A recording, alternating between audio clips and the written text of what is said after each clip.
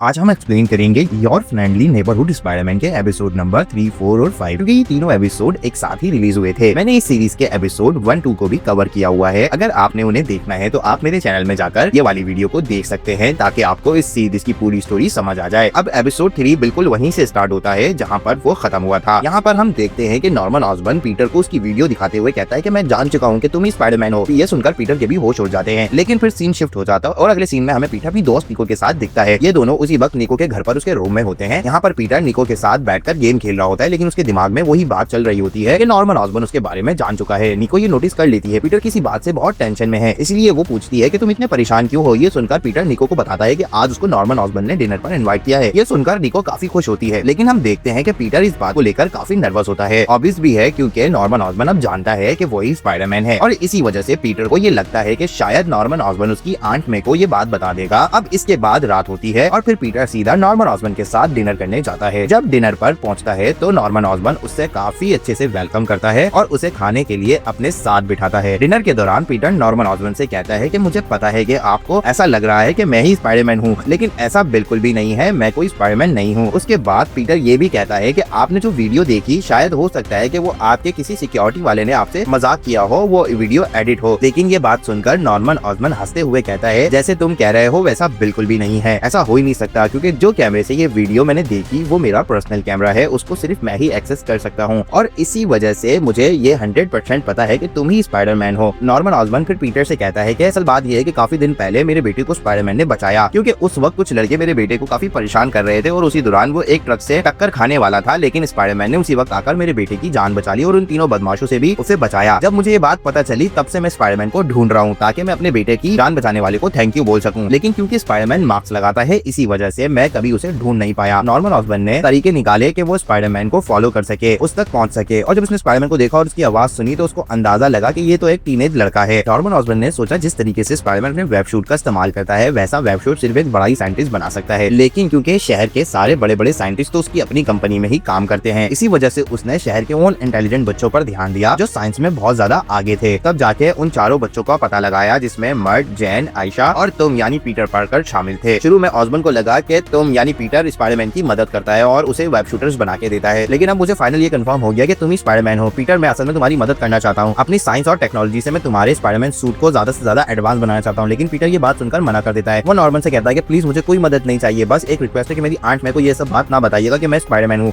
ये सुनकर Norman Osborne हंसते हुए कहता है कि इसकी बिल्कुल फिक्र मत करो, ये सिर्फ हम दोनों के दरमियान ही रहेगा। पीटर फिर नॉर्मन ऑसबॉर्न से कहता है कि मुझे लगता है कि आप मुझे अपनी इंटर्नशिप के लिए लाए थे ताकि आप मेरे जरिए जान सके कि स्पाइडरमैन कौन है और जब आपको ये सच्चाई मालूम हो चुकी तो इंटर्नशिप छोड़ देता हूँ। वैसे भी अगर आप मेरे आसपास रहेंगे तो आपको नुकसान हो सकता है। ये कहकर पीटर वहां से जाने लगता है, लेकिन नॉर्मन ऑसबॉर्न उसे रोकता है और ऑसबॉर्न पीटर को $1000 का चेक देता है और कहता है कि ये सिर्फ तुम्हारे एक दिन की कमाई है, लेकिन मुझे तुम्हारे लिए इतना तो करना ही था। अगर कभी तुम्हारा मन बदले हो तो मैं वापस आना चाहूँ तो मुझे याद करना। नॉर्मन ऑसबॉर्न हमेशा तुम्हारा वेलकम करेगा, लेकिन पीटर बिना किसी जवाब दिए वहाँ से चला जाता है। अगले दिन पीटर स्कूल जाता है, वहाँ पर उसकी क्लासमेट से मुलाकात होती है। उसका दोस्त लॉनी बहुत खुश नजर आ रहा होता है। पीटर जब उससे पूछता है तो उसे मालूम होता है कि जो साइंस प्रोजेक्ट वो दोनों मिलकर बना रहे थे उसमें उन्हें A+ मिला है। लॉनी बहुत ही ज्यादा एक्साइटेड होता है और वो पीटर को ट्रीट देने के लिए वादा करता है। वो कहता है कि आज लंच में जो कुछ भी तुम खाना चाहो वो तुम खा सकते हो, लेकिन तभी लॉलिन के घर से फोन आता है और उसे मालूम होता है कि उसकी माँ बहुत ज्यादा परेशान है, जिसकी वजह से लॉलिन को फौरन घर जाना पड़ता है। वो अपनी गर्लफ्रेंड पल से कहता है कि वो उसे अपनी कार में घर छोड़ दे। पल भी फौरन लॉलिन को अपनी कार में बिठाकर उसको घर ड्रॉप करने निकल जाती है। दूसरी तरफ एक अजनबी लड़का और लड़की देखने को मिलते हैं जो पैसों से भरा हुआ बैग लेकर एक अजीब सी सड़क की तरफ जा रहे होते हैं और ये दोनों आपस में बात करते हैं कि हमें ये पैसे वहाँ पर छोड़ने पड़ेंगे, तभी वो हमें अपना गैजेट देगा। फिर वो दोनों एक अजीब सी गली में जाते हैं, वहाँ पर एक डस्टबिन पर पैसों से भरा हुआ बैग रखते हैं, लेकिन ये डस्टबिन एक रोबोट में ट्रांसफॉर्म होकर वहाँ से उड़ जाता है। फिर वो जब वहाँ पर घबराकर देखते हैं तभी उनके सामने एक बॉक्स आता है जिसमें एक टैग का सामान होता है जो उन्होंने पैसे देकर खरीदा होता है। ये टैग किसी ने इनको दिया था, ये हमें आगे पता लगेगा कि ये टैग इनको किसने दिया था। जैसे ही वो दोनों गैजेट लेते हैं वैसे ही वो एक ज्वेलरी शॉप लूटने के लिए चले जाते हैं। वो दोनों बहुत ही ज्यादा एडवांस टेक्नोलॉजी से ज्वेलरी चुरा लेते हैं और वहाँ से भागने लगते हैं। तभी वहाँ पर स्पाइडरमैन आ जाता है। स्पाइडरमैन उन दोनों को रोकने की कोशिश करता है, लेकिन ये दोनों से लड़ने लगते हैं और ये क्रिमिनल कपल स्पाइडरमैन को बुरी तरीके से मारते हैं और वो उस गैजेट का यूज करके उसको उठाकर फेंकने लगते हैं। दूसरी तरफ लॉलिन को दिखाया जाता है जैसे ही पल जल्दी से उसके घर ड्रॉप करती है, फिर वो वहाँ से निकल जाती है। लॉलिन अपने घर पर अंदर जाता है और अपनी माँ से बात करता है, लेकिन उसकी नजर घर के बाहर खड़े एक पुलिस वाले पर पड़ती है जो कि उसके फादर से बात कर रहा होता है। ये देख के लॉलिन को समझ आ जाता है कि कुछ न कुछ तो हो रहा है, लेकिन उसकी माँ उसे बताती है तुम्हारा छोटा भाई एंड्री एक ब्लैक गैंग के ग्रुप में शामिल हो गया है। ये गैंग पूरा बदमाशों का है और उसी गैंग के साथ मिलकर एंड्री एक बिल्डिंग के अंदर तोड़फोड़ कर रहा था, इसीलिए पुलिस ने उसको पकड़ लिया था। लेकिन क्योंकि एंड्री अभी छोटा है पुलिस ने उसके ऊपर कोई केस चार्ज नहीं किया और उसे घर वापस भेज दिया। ये बात सुनकर लॉलिन बहुत गुस्से में आ जाता है और एंड्री कहता है एंड्री कहाँ है। लॉलिन गुस्से में अपनी माँ से पूछता है मेरा छोटा भाई कहाँ है। उसकी माँ उसको बताती है कि एंड्री अपने रूम में हैं। लॉलिन गुस्से से एंड्री का नाम चिल्लाता हुआ उसके रूम पे जाता है, लेकिन जब वो रूम का दरवाजा खोलता है तो एंड्री वहाँ पर नहीं होता। एंड्री खिड़की से कूदकर घर से भाग चुका होता है। लॉलिन अपने छोटे भाई का जीपीएस ट्रैक करता है, उसे ढूंढता हुआ सीधा वहीं पर ही पहुंचता है जहाँ जिस जगह पर एंड्री गैंग वालों के साथ में होता है, और वो पहुंचते पहुंचते गैंग वालों के अड्डे पर पहुंच जाता है। एंड्री वहाँ गैंग के और लड़कों के साथ बैठकर गेम खेल रहा होता है। लॉलिन उसके पास जाकर गुस्से से कहता है, एंड्री चल घर चलते हैं। जैसे ही लॉलिन अपने छोटे भाई को लेकर वहाँ से जाने लगता है, तभी वहाँ पर गैंग का लीडर आ जाता है और उसे रोक लेता है। वो लीडर लॉलिन से कहता है कि मेरा नाम बिग डॉन है और मैं इस गैंग का लीडर हूँ। इस गैंग का नाम 110 स्ट्रीट गैंग है और ये गैंग सिर्फ ब्लैक मैन को ही गैंग में रखती है। लॉलिन बिग डॉन से कहता है कि मैं यहाँ किसी पंगे में नहीं पड़ना चाहता, बस अपने छोटे भाई को एंड्री को लेने आया हूँ और मैं घर जा रहा हूँ। लेकिन बिग डॉन हंसते हुए कहता है कि तुम्हारा भाई एंड्री यहाँ पर अपनी मर्जी से आया है, खुद हमारी गैंग को ज्वाइन किया है और अब एक बार गैंग को ज्वाइन कर लेता है तो वो यहाँ पर मेरी इजाजत के बिना नहीं जा सकता। ये बात सुनकर लॉलिन को समझ आता है कि एंड्री इनके जाल में फंस चुका है। लॉलिन सोचता है कि अगर वो सिर्फ एंड्री को लेकर यहाँ से चला भी जाएगा तो ये गैंग वाले उसका पीछा करेंगे, इसीलिए वो बिग डॉन से एक डील करता है। कहता है कि अगर तुम एंड्री को जाने दोगे तो मैं तुम्हारी गैंग को ज्वाइन करने के लिए तैयार हूँ। बिग डॉन को ये ऑफर पसंद आता है, वो कहता है ठीक है, तुम्हारी जगह पर तुम्हारा भाई फ्री। इस तरह बिग डॉन एंड्री को छोड़ देता है और लॉलिन को अपनी गैंग का मेंबर बना लेता है। इसी वक्त स्पाइडरमैन उसी कपल से लड़ रहा होता है जो ज्वेलरी शॉप लूटने आए थे, लेकिन उसको बहुत परेशानी हो रही होती है। इसी वक्त वहाँ पर पुलिस भी आ जाती है, लेकिन दोनों चोर इतने ताकतवर होते हैं कि पुलिस उनका कुछ नहीं बिगाड़ पाती। तभी नॉर्मन ऑसबॉर्न कैमरे को हैक करता है और स्पाइडी के फोन को भी हैक कर लेता है। उसके बाद नॉर्मन ऑसबॉर्न स्पाइडी से बात करता है और कहता है मैं बहुत देर से तुम्हारी फाइट देख रहा हूँ और अब मैं तुम्हारी मदद करना चाहता हूँ। नॉर्मन स्पाइडी को एक सीक्रेट बताता है, कहता है कि जो टैग ये चोर यूज कर रहे हैं इनके पास ये टैग अभी अभी आई है, इसीलिए ये लोग टैग को ठीक से कंट्रोल नहीं कर पा रहे। अगर तुम इन दोनों को गुस्सा दिला दो तो कोई बड़ी गलती ये लोग जरूर करेंगे और तुम आसानी से जीत जाओगे। स्पाइडी नॉर्मन की बात को मानता है और चोरों को उठाना शुरू कर देता है। जैसे ही ये दोनों गुस्से में आते हैं वो कंट्रोल खो देते हैं और गलतियां करने लगते हैं। स्पाइडी इसका मौके का फायदा उठाता है और वो उन्हें मारकर नीचे गिरा देता है, फिर अपनी वेब से दोनों को बांध देता है। पुलिस आती है और दोनों चोरों को ले जाती है। इसके बाद सीधा पीटर नॉर्मन ऑसबॉर्न के पास जाता है और उससे ऑफिस में जाके मिलता है। पीटर नॉर्मन ऑसबॉर्न का शुक्रिया अदा करता है और कहता है कि मैं तैयार हूँ, मैं तुम्हारे साथ टीम अप करने के लिए राजी हूँ। नॉर्मन ऑसबॉर्न मुस्कुराता है, पीटर से हाथ मिलाता है और दोनों एक टीम बनाने का फैसला करते हैं। एपिसोड 4 की शुरुआत होती है लॉलिन के साथ। अब लॉलिन गैंग का हिस्सा बन गया है, लेकिन उसको बिल्कुल भी यहाँ पर दिल नहीं लग रहा होता। ये वो गैंग के बीच में से बैठकर अपने स्कूल का होमवर्क कर रहा होता है। गैंग का लीडर बिग डॉन के देखकर बहुत गुस्से में आ जाता है। वो लॉलिन की बुक्स उठाकर फेंक देता है और चिल्लाता है तुझे गैंग में रहना है तो गैंग का काम करना पड़ेगा। अभी फौरन एक स्टोर पर जा, वहाँ पर मेरा नाम ले और फ्री में मेरे लिए हॉट डॉग लेकर आ। लॉलिन मजबूरन स्टोर पर जाता है और वहाँ पर जाकर बिग डॉन का नाम लेता है, लेकिन जैसे ही बिग डॉन का नाम लेता है स्टोर के अंदर बहुत सारे लोग अलर्ट हो जाते हैं और अचानक वहाँ पर मौजूद लोग उसका पीछा करने लगते हैं। लॉलिन किसी तरीके से भागकर वहाँ से मेट्रो स्टेशन तक पहुँच जाता है और वहाँ से निकल जाता है। लॉलिन वापसी बिग डॉन के पास आता है और गुस्से से पूछता है मेरे पीछे वो लोग क्यों पड़ गए थे, ये सब क्या है। बिग डॉन हंसते हुए कहता है कि वो लोग स्कॉर्पियन गैंग के आदमी हैं। हमारी और स्कॉर्पियन गैंग की दुश्मनी काफी पुरानी है। जब भी हमारे आदमी स्कॉर्पियन गैंग के आदमी से मिलते हैं तो लड़ाई लाजमी होती है। स्कॉर्पियन गैंग का लीडर एक बहुत खतरनाक आदमी है, उसका नाम है मैक गार्गन। ये सब सुनकर लॉलिन डर जाता है। बिग डॉन से कहता है मुझे ये सब नहीं चाहिए, मुझे गैंग छोड़नी है। लेकिन बिग डॉन हंसते हुए कहता है कि अब तू चाहे भी तो ये गैंग नहीं छोड़ सकता, तू यहाँ पर फंस चुका है। अगर तू अकेला घूमेगा तो स्कॉर्पियन गैंग तुझे मार डालेंगे, अगर बचना है तो तुझे हमारे गैंग का हिस्सा बनना पड़ेगा। लॉलिन मजबूर हो जाता है और अब चाहकर भी उस गैंग को नहीं छोड़ सकता। दूसरी तरफ स्पाइडरमैन नॉर्मन ऑसबॉर्न से टीम बनाने के बाद नए प्लान्स बना रहे होते हैं। नॉर्मन पीटर को अपनी लैब में ले जाता है और उसे नए हाईटेक सूट दिखाता है। वो कहता है ये सारे सूट मैंने तुम्हारे लिए डिजाइन किए हैं और उनमें से एक सूट स्पाइडी को पहनने के लिए देता है। जैसे ही स्पाइडी उस सूट को देखता है तो वो हैरान हो जाता है और कहता है ये सूट तो काफी हद तक थॉर के सूट जैसा लग रहा है। लेकिन स्पाइडी को ये सूट पसंद नहीं आता, फिर भी वो नॉर्मन के कहने पर ये सूट को पहन लेता है। इस नए सूट को पहनने के बाद स्पाइडी शहर में लोगों की मदद करने के लिए निकलता है। तभी दो चोर एक लेडी का पर्स छीन रहे होते हैं और वो भागने लगते हैं। स्पाइडी उनको रोकने के लिए सामने आ जाता है, लेकिन जैसे ही स्पाइडी उनके सामने आकर जंप लगाता है तो उसका नया सूट का जो कैप होता है वो बीच में अटक जाता है। स्पाइडी खुद ही मुसीबत में फंस जाता है और उन्हीं चोरों से मदद मांगने लगता है। लेकिन चोर मदद करने के बजाय मौके का फायदा उठाकर वो लकड़ी के डंडे से और लोहे की रॉड से स्पाइडरमैन की बुरी तरीके से पिटाई करते हैं और वहाँ से भाग जाते हैं। स्पाइडी सीधा नॉर्मन के पास जाता है और गुस्से में कहता है ये सूट फेल हो चुका है, लेकिन नॉर्मन हिम्मत नहीं हारता। वो स्पाइडी को और भी नए सूट टेस्ट करने के लिए कहता है, लेकिन पहले सूट की तरह बाकी सारे सूट भी फेल हो जाते हैं। आखिर में पीटर तक हारकर नॉर्मन से कहता है कि मेरे पास एक अपना खुद का डिजाइन है जो कि मुझे वो सूट बनाना है। नॉर्मन इस बात को मान लेता है और पीटर की डिजाइन पर काम करता है। एवेंजर्स का सिविल वॉर स्टार्ट हो जाता है। इस वक्त न्यूज में एक बड़ी बात सामने आती है कि इस यूनिवर्स में एवेंजर्स दो हिस्सों में बढ़ चुके हैं। इसके बीच सिविल वॉर शुरू हो चुका है और ये लड़ाई जर्मनी के एयरपोर्ट पर हो रही है और न्यूज चैनल में इसका कवरेज भी दिखाया जा रहा है। स्पाइडी ये न्यूज देखकर नॉर्मन ऑसबॉर्न से पूछता है क्या सोकोविया अकॉर्ड्स का इम्पैक्ट मुझ पर भी पड़ेगा। नॉर्मन मुस्कुराते हुए कहता है कि तुम इस बात की टेंशन नहीं लो, ये सब मैं हैंडल कर लूंगा। नॉर्मन स्पाइडी के लिए एक नया सूट बनाता है। ये सूट ब्लैक और व्हाइट कलर का होता है। जैसे स्पाइडी इस सूट को देखता है उसको ये बहुत पसंद आता है। वो इसी सूट को पहनता है और अपना नेक्स्ट मिशन स्टार्ट करता है। इसी वक्त शहर में एक बहुत बड़ी लूट हो रही होती है। 4 डेंजरस रशियन क्रिमिनल एक जगह को लूट मार करके भाग रहे होते हैं और उनके नाम होते हैं डिमिट्री, मिखाइल, रुकुसो, माइला। ये चारों एक वैन में भाग रहे होते हैं और पुलिस उनका पीछा कर रही होती है। पुलिस से बचने के चक्कर में वो रास्ते में कई गाड़ियों को ठोक देते हैं। इसी वजह से काफी लोगों का एक्सीडेंट भी हो जाता है और कुछ गाड़ियों मुंह में आग भी लग जाती है। स्पाइडी जैसे ही ये सब देखता है तो फौरन वहाँ पर पहुंच जाता है और सब लोगों की मदद करना शुरू कर देता है। जब रशियन क्रिमिनल्स देखते हैं कि पुलिस ने उन्हें चारों तरफ से घेर लिया है तो उन्हें लगता है कि अब बचना मुश्किल है। तभी माइला वैन से कूदकर भाग जाती है। चलते चलते वो अपने दोस्तों से कहती है कि अगर तुम तीनों पकड़े गए तो वो जरूर तुम्हें छुड़ाने के लिए आएगी। 3 साथी पुलिस के हाथों पकड़े जाते हैं और पुलिस उन्हें जेल में बंद कर देती है। सब लोगों की मदद करने के बाद स्पाइडी सीधा नॉर्मन ऑसबॉर्न के पास जाता है। वहाँ जैसे ही नॉर्मन से बात करता है